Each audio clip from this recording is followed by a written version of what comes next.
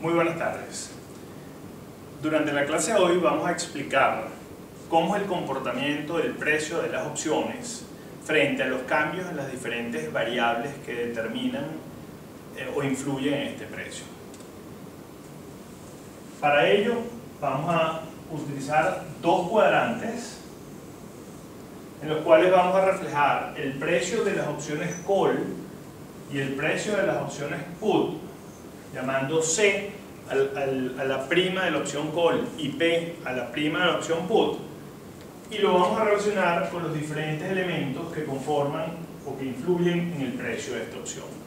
El primer elemento que vamos a nosotros discutir es el valor o precio del activo subyacente o S de mercado spot, y vamos a ver en primera instancia de una forma intuitiva cómo se comporta el precio de las opciones frente a cambios en esa variable en primera instancia.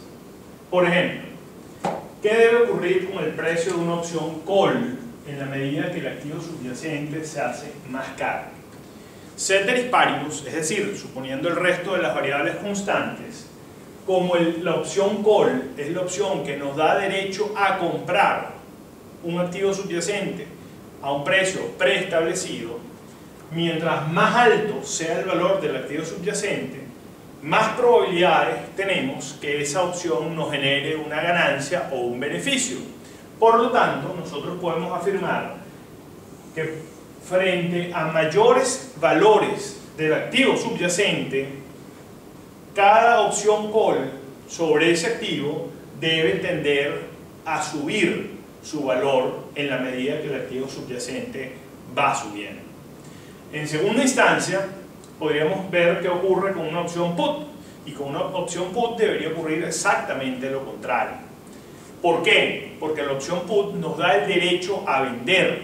Por lo tanto, en la medida que el activo subyacente vale más, esa opción que nos da el derecho a vender debe valorarse de una manera inferior. ¿Por qué? Porque es menos probable que esa opción nos genere a nosotros un beneficio.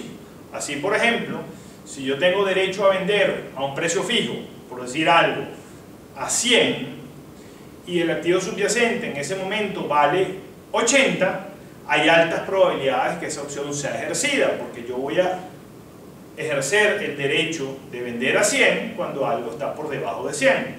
Pero ¿qué ocurre si el precio de ese activo sube a 150? Pues ya no es atractivo ejercer la opción.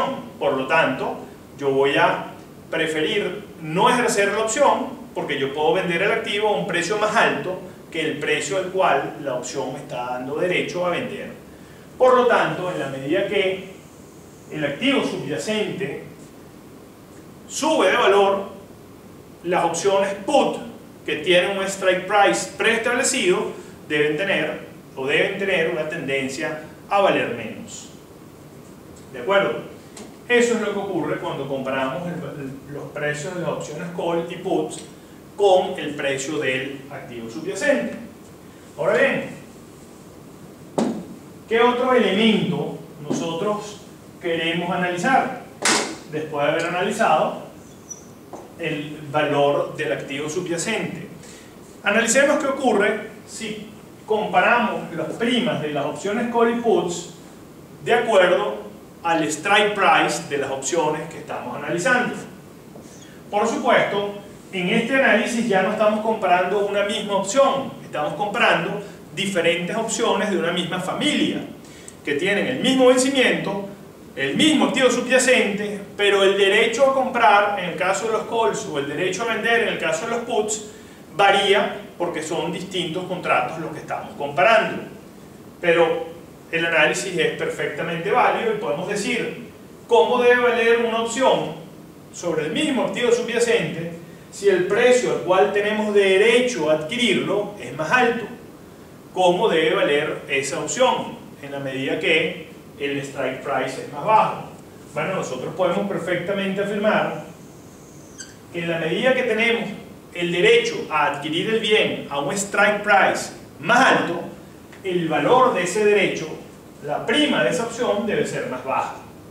¿Por qué? Porque debe valer más tener derecho a comprar a un precio más bajo que tener el mismo derecho pero a un precio de compra más alto. ¿Qué ocurre con los puts? Debe ocurrir todo lo contrario, porque como el put nos está otorgando el derecho a vender, mientras más alto es el derecho o el precio el cual tenemos el derecho a vender, más cara debe ser la opción put, porque tenemos derecho a vender a un precio más alto. Significa que el beneficio que podemos obtener en el momento que esa opción se ejercida va a ser más alto si comparamos esa posibilidad con un strike price más bajo. Muy bien, ¿qué otro elemento nos interesa a nosotros determinar desde el punto de vista, como decíamos antes, intuitivo, el comportamiento de las opciones en relación a ese elemento? Yo sugeriría que estudiáramos también el elemento tiempo. ¿Por qué? Porque si comparamos diferentes opciones con diferentes vencimientos, debemos entender que no importa que la opción sea un call o la opción sea un put, mientras más larga sea la opción, su componente de valor en el tiempo debe arrojarnos un valor de la opción con un precio más elevado. Es decir, mientras más larga es la opción, desde el punto de vista económico, esa es una opción que debe tener un precio más alto. Y por último, quisiéramos poder comparar el comportamiento de las opciones en función de la volatilidad del activo subyacente. Es decir, cómo debe valer una opción en la medida que el activo subyacente es mayor. No importa, y ocurre igual que con el tiempo, no importa que se trate de un call o de un put, mientras mayor sea la volatilidad implícita del activo subyacente, de esa opción call o put debe valer más. ¿Por qué? Ocurre lo mismo que con el tiempo. En el caso del tiempo, mientras más larga sea la opción, más probabilidades de obtener beneficios tenemos. En el caso de la volatilidad, mientras más volátil sea el activo subyacente, pues más probabilidades de nosotros poder tener un mayor beneficio. Y esto, digamos, se basa en lo que ya hemos conversado en oportunidades anteriores, de que el juego de los pagos de las opciones son completamente asimétricos, es decir, obedecen a una regla a través de la cual lo máximo que un comprador puede perder es la prima y lo que puede ganar es un valor indeterminado, lo cual, como ya hemos discutido, ocurre en sentido contrario con el vendedor de la opción. Lo máximo que puede ganar quien vende una opción es la prima, mientras que lo máximo que puede perder es un número indeterminado, porque depende de dónde termine el precio del activo subyacente y la posibilidad de que la opción esté generándole a su tenedor una ganancia. Entonces, podemos decir en líneas generales, fíjense que hasta ahora no hemos dicho cómo se calcula el precio de una opción.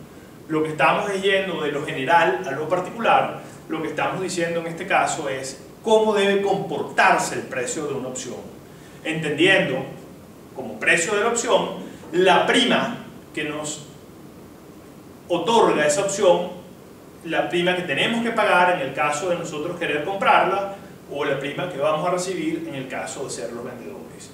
Debemos recordar que el resto de las variables de la opción no dependen de nosotros. El tiempo es un valor fijo determinado en cada contrato.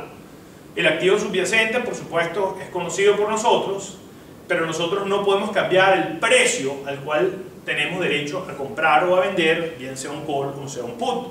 Por lo tanto, la variable económica que ajusta el precio o el valor de ese instrumento financiero es la prima, que no es más que una relación directa con las probabilidades de que esa opción o que ese instrumento nos genere un beneficio económico.